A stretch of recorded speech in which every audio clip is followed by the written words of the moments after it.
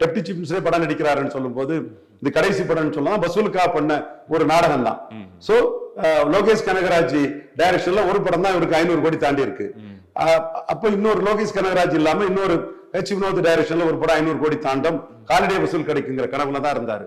படம் தணிக்கை துறையால படம் ரிலீஸ் ஆக முடியாத ஒரு சூழ்நிலை வந்துட்டு. சார் அது காரணம் தணிக்கை துறையா இல்ல பாஜக தாங்க. என்னங்க கவர்னரா நீங்க சொல்றீங்க இப்படி, வெளியில மத்தவங்க சொல்றாங்க. ஆனா விஜய் அதை சொல்லலையே, பாஜக தான் பின்னாடின்னு அவர் சொல்ல. சசிகலா சொல்லலையே, சசிகலா இன்னும் சொல்லலையே. சசிகலா ஆட்கள் நக்கீர பத்திரிகை வச்சு சமாதானம் ஆயிட்டோம், பாஜக சமாதானம் ஆயிட்டோம்னு 10 வருஷமா சொல்லிட்டு இருக்காங்களே. இன்னும் சமாதானம் ஆயிட்டோம், பாஜக கூட பூபேந்திர யாதவ் சந்திச்சுட்டாருன்னு கோலாகல சீனிவாச வச்சு பேசுவாங்க, ரங்கராஜ் பாண்டிய வச்சு பேசுவாங்க, நக்கீரனோட ஆட்களை வச்சு பேசுவாங்க. அதைத்தானே அவங்க கடைசி வரை செய்துட்டு இருந்தாங்க. அதே மாதிரிதான் இவரும் பாஜக இவரை சுத்தமா சசிகலா ட்ரீட்மெண்ட் கொடுக்குதுங்கிற தெரிஞ்சுக்கிட்டாலும் கூட இவர் என்ன சொல்லுவாருன்னா, அது நாங்க சமாதானமா போவோம், மிரட்டி பண்ணி வைக்க முடியாது, கூட்டணிக்காக மிரட்டுறாங்க அப்படி இப்படி சொல்லிட்டு இருப்பாங்க. அப்படியெல்லாம் ஒண்ணும் இல்ல.